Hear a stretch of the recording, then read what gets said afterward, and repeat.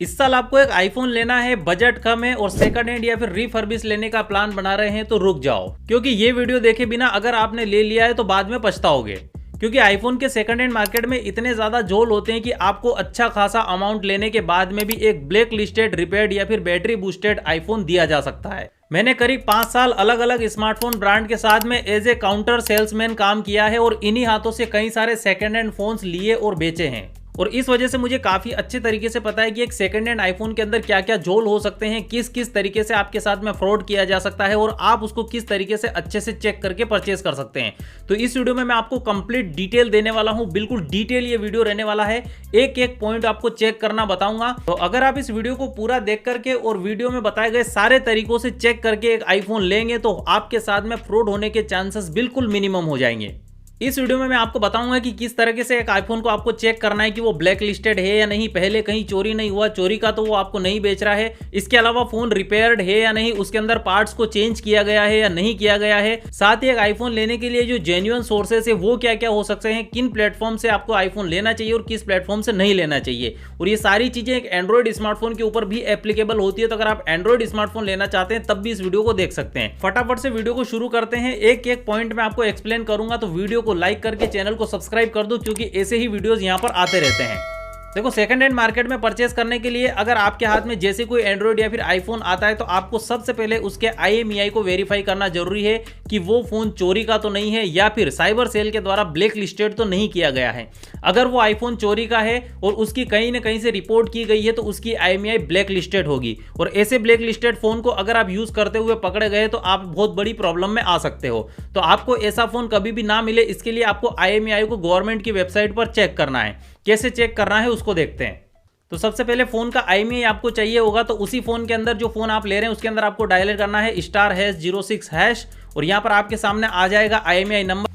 यहां पर जो नंबर 1 वाला IMEI है उसको आपको कॉपी करना है और आ जाना है इस वेबसाइट के ऊपर, जो कि डिपार्टमेंट ऑफ टेलीकम्युनिकेशन की वेबसाइट है। यहां पर थोड़ा सा स्वाइप अप आप करेंगे तो यहां पर आपको 2 ऑप्शन दिखाई दे रहे हैं, एक SMS के थ्रू आप चेक कर सकते हैं और दूसरा है यहां पर डायरेक्ट वेब पोर्टल के थ्रू आप चेक कर सकते हैं। SMS से चेक करने के लिए आपको यहां पर KYM टाइप करना है, बाद में 15 डिजिट का IMEI नंबर डालना है और उसको अपने फोन से सेंड कर देना है 14422 पर। अगर वो नहीं करना चाहते तो यहां पर चेक हियर पर क्लिक करना है और यहां पर आपको सबसे पहले डालना है ये कैप्चा और नीचे डालना है आपका मोबाइल नंबर। इसके बाद में आपको गेट OTP पर क्लिक करना है और क्लिक करते ही यहां पर आपको एक IMEI का बॉक्स दिखाई दे रहा है, उसके अंदर आपको IMEI नंबर को पेस्ट करना है और गेट स्टेटस पर क्लिक करना है। तो आपके सामने कुछ इस तरह से स्टेटस आएगा। यहाँ पर जो है मैंने अपने iPhone 14 का IMEI डालकर चेक किया है, तो यहाँ पर आप देखेंगे एप्पल iPhone 14 और नीचे एप्पल INC मैन्युफैक्चर लिखा आ रहा है और डिवाइस नेम आ रहा है स्मार्टफोन। अब अगर ऐसी डिटेल आ रही है तो मतलब यहाँ पर जो स्मार्टफोन है वो ब्लैक लिस्टेड नहीं है, लेकिन यहाँ पर इस तरीके से ब्लैक लिस्टेड लिखा हुआ आता है तो फिर वो जो स्मार्टफोन है वो ब्लैक लिस्टेड है, आपको उसे बिल्कुल परचेज नहीं करना चाहिए, वो चोरी का है। और ऐसा फोन जब आप यूज करेंगे तो वो आपको बिल्कुल एक नॉर्मल फोन की तरह लगेगा, क्योंकि ऐसे फोन को जेल ब्रेक करके बेचा जाता है और एक नॉर्मल यूजर जब उस फोन को यूज करता है तो उसे पता भी नहीं चलता है कि ये जेल ब्रेक किया हुआ चोरी का फोन है। अब ऐसे फोन आपको कहां मिल सकते हैं, या तो ऐसे फोन आपको OLX पर ऐसे यूजर के थ्रू मिलेंगे जिसको आप नहीं जानते हो, या फिर आपको चोर बाजार के अंदर इस तरह के फोन मिलेंगे, या फिर फेक इंस्टाग्राम पेजेस जो होते हैं वहां से आपको इस तरीके के फोन मिल सकते हैं। तो अगर आपको इस वीडियो से थोड़ी सी भी वैल्यू मिल रही तो वीडियो को लाइक करके रखिएगा ताकि ये वीडियो ज्यादा से ज्यादा लोगों तक पहुंचे। अब बात करते हैं यहाँ पर दूसरे पॉइंट के बारे में, रिपेयर्ड फोन के बारे में। कई सारे फोन जो ऑफलाइन मार्केट में मिलते हैं या फिर लोकल शॉप्स पर मिलते हैं वो ज्यादातर फोन रिपेयर्ड होते हैं, और अगर फोन बहुत ज्यादा पुराना है जैसे कि 11, 12 या 13 है तो बहुत ज्यादा चांसेस है कि वो एक रिपेयर्ड फोन होगा। अब जो पर्सन आपको आईफोन बेच रहा है वो सामने से बोल रहा है कि मैंने ये फोन रिपेयर किया कराया हुआ है और आप उसके साथ में ओके हैं तब तो कोई प्रॉब्लम नहीं है, लेकिन आपको उस स्मार्टफोन की वैल्यू बहुत ज़्यादा नहीं देनी है। जैसे कि आईफोन 11 है तो 10-12 हज़ार रुपये के आसपास में, 12 है तो 12 से 15 हज़ार रुपये आप दे सकते हैं, और 13 है तो 15 से 20 या 25 हज़ार मैक्सिमम, इससे ज़्यादा आपको उस फोन के नहीं देने चाहिए, क्योंकि आपको पता है कि वो फोन रिपेयर्ड है, कितने टाइम चलेगा ये आपको नहीं पता, वारंटी भी उसके साथ में आपको नहीं मिल रही है, तो इससे ज़्यादा वैल्यू देकर के आपको वो फोन नहीं लेना चाहिए। और अगर सामने वाला बोल रहा है कि ये फोन रिपेयर्ड नहीं है और अगर उसको उसने मार्केट में रिपेयर कराया हुआ है और वो अंडर वारंटी है, तब भी आपको एप्पल से उसकी वारंटी नहीं मिलने वाली है, क्योंकि वो फोन मार्केट में खुल चुका है।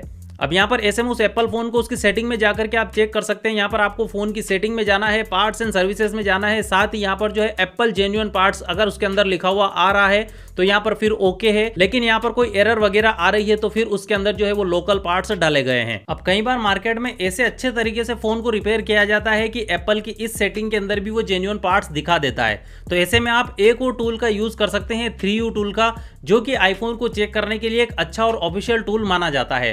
तो 3U टूल एक सॉफ्टवेयर है जो कि विंडोज पर इंस्टॉल होता है। बाद में आप केबल के थ्रू आईफोन को अपने लैपटॉप से कनेक्ट करेंगे, सारे परमिशंस देंगे तो आपके सामने चेक करने के बाद में कुछ इस तरीके की एक रिपोर्ट आएगी। मैंने अपने आईफोन 14 को बेचने से पहले यहाँ पर उसकी जो 3U रिपोर्ट है वो पूरी तरह से डाउनलोड करके रखी हुई है और एक अच्छे आईफोन की रिपोर्ट कुछ इस तरह की होती है। यहाँ पर स्क्रीन पर आप देख पा रहे हैं ये मेरे आईफोन 14 के 3U टूल की रिपोर्ट है और यहाँ पर नीचे आप देखेंगे तो जो पूरी टेस्टिंग स्कोर है वो है 100%, मतलब कि इस फोन के अंदर कोई भी प्रॉब्लम नहीं है। अब ये स्कोर अगर 98, 99 या फिर 95% से ऊपर है तब भी यहाँ पर कोई प्रॉब्लम नहीं है, छोटी मोटी प्रॉब्लम होती है।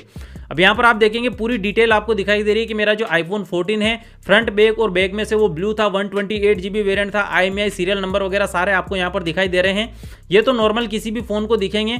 खास चीजें यहाँ पर पीछे दूसरे वाली रो में जहाँ पर सारी ही रिपोर्ट आप यहाँ पर देखेंगे टेस्ट रिजल्ट के अंदर नॉर्मल नॉर्मल नॉर्मल आनी चाहिए। और यहाँ पर थोड़ा सा नीचे आप देखेंगे तो यहाँ पर आपको वारंटी स्टेटस दिखाएगा। अब मेरे इस आईफोन की वारंटी एक्सपायर्ड हो चुकी थी तो यहाँ पर एक्सपायर्ड बता रहा है। 1 साल से पुराना जो भी आईफोन है उसकी यहाँ पर एक्सपायर्ड ही आएगी। इसके बाद में यहाँ पर आपको चार्ज साइकिल यानी कि चार्ज टाइम दिखेगा।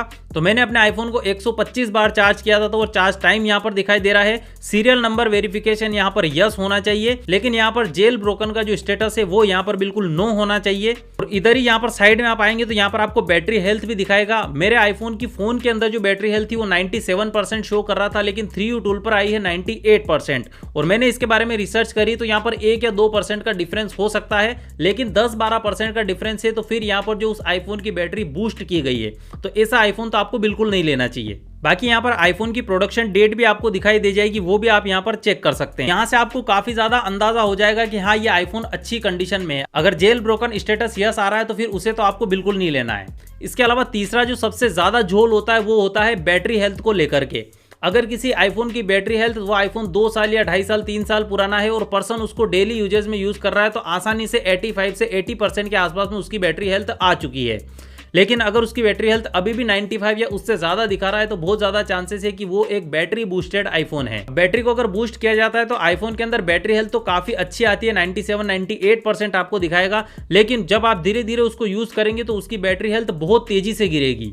तो ऐसे में 3U टूल के अंदर जो बैटरी परसेंटेज दिखा रहा है और एक्चुअल फोन के अंदर जो बैटरी परसेंटेज है उसमें 1 या 2% का फर्क है तब तो आप उसको ले सकते हैं। लेकिन 8, 10 या 12% का फर्क आ रहा है तो फिर उस आईफोन की बैटरी बूस्टेड है, उसे आपको नहीं लेना है। और इसके अलावा एक स्टेप और आप कर सकते हैं कि अगर आपके नोन में कोई ऐसा पर्सन है जो कि स्मार्टफोन की अच्छी खासी जानकारी रखता है या फिर कोई स्मार्टफोन रिपेयर शॉप वाला जो कि आपका फ्रेंड, फैमिली या कहीं से भी आपके नॉन में है तो उसे आप वो फोन दिखा सकते हैं, क्योंकि एक फोन रिपेयर करने वाला बंदा ज्यादा अच्छा अंदाजा लगा सकता है कि ये फोन खुला है या नहीं खुला है। ये तो थे चेक करने के तरीके। अब मैं आपको बताता हूं कि आपको किस कंडीशन का आईफोन लेना चाहिए। सबसे पहले बैटरी हेल्थ की बात करूं मैं तो बैटरी हेल्थ अगर आपने चेक कर ली है और अगर वो आईफोन 1-1.5 साल पुराना है और उसकी बैटरी हेल्थ 90% के आसपास में है तो आसानी से आप उसको ले सकते हैं। अगर 2-2.5 साल या 3 साल पुराना है और बैटरी हेल्थ 80% के आसपास में है तब भी आप ले सकते हैं। 80% से कम बैटरी हेल्थ वाले आईफोन को आपको अवॉइड करना चाहिए, क्योंकि उसका बैटरी बैकअप आपको अच्छा नहीं मिलेगा। और साथ ही चार्ज साइकिल की हम बात करें तो चार्ज साइकिल में 500-600 तक चार्ज साइकिल तक ठीक रहता है। इसके अलावा जो आईफोन आप ले रहे हैं कोशिश करें कि वो आईफोन अंडर वारंटी हो, चाहे 1 या 2 महीने ही हो, फ्रेश कंडीशन में होना चाहिए। साथ ही अगर अंडर वारंटी है तो उसके काफी ज्यादा चांसेस है कि एक जेन्युइन और अच्छा आईफोन है।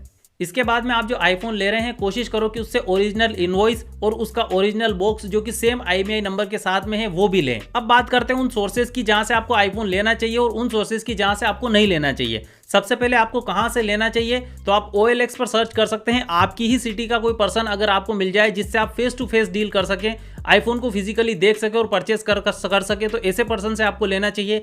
या फिर आपके नॉन में फ्रेंड्स, फैमिली वगैरह ऐसे में अगर कोई बंदा आपको मिल जाए तो वो तो सबसे ज्यादा सेफ है, क्योंकि कोई भी प्रॉब्लम होने के बाद में अपन जाकर के उसका टेटुआ पकड़ सकते हैं। इसके अलावा आप अपने एरिया में लोकल शॉप को प्रेफर कर सकते हैं। कोई प्रॉब्लम होती है तो आप उनको भी जाकर के और उनसे बातचीत कर सकते हैं। अब आपको कहां से नहीं लेना है, सबसे पहले तो इंस्टाग्राम पे या यूट्यूब पे कोई बंदा डायरेक्ट ये बोल के आपको आईफोन सेल कर रहा है कि मुझे अभी पैसों की बहुत ज्यादा जरूरत है और मुझे अर्जेंटली बेचना है। आईफोन 13, 14 में आपको 15-20 हजार रुपए में दे दूंगा तो वो बंदा एक क्लियर फ्रॉड है। ऐसे चक्कर में आपको बिल्कुल नहीं पड़ना है, नहीं तो अपना पैसा भी गवाओगे और हो सकता है कि आपको कभी आईफोन मिले भी ना। इसके अलावा OLX से कोई भी ऐसे अननोन पर्सन से आपको नहीं लेना है जिसे आप नहीं जानते हो, आपकी सिटी से 400-500 किलोमीटर दूर रहता है और फेस टू फेस डील नहीं कर सकता, ऐसे पर्सन से भी आपको नहीं लेना है। तो लगभग मैंने सारे ही पॉइंट्स इस वीडियो में कवर कर दिए हैं। वीडियो थोड़ा सा लंबा हो गया होगा, लेकिन आपको इससे काफी ज्यादा वैल्यू मिली होगी। अगर वैल्यू मिली है तो वीडियो को लाइक करके चैनल को सब्सक्राइब करके रखिए, क्योंकि ऐसे ही वीडियोस में लेकर के आता रहता हूं। उम्मीद है वीडियो पसंद आया होगा। मैं मिलता हूं आपसे अगले वीडियो में, तब तक के लिए गुड बाय।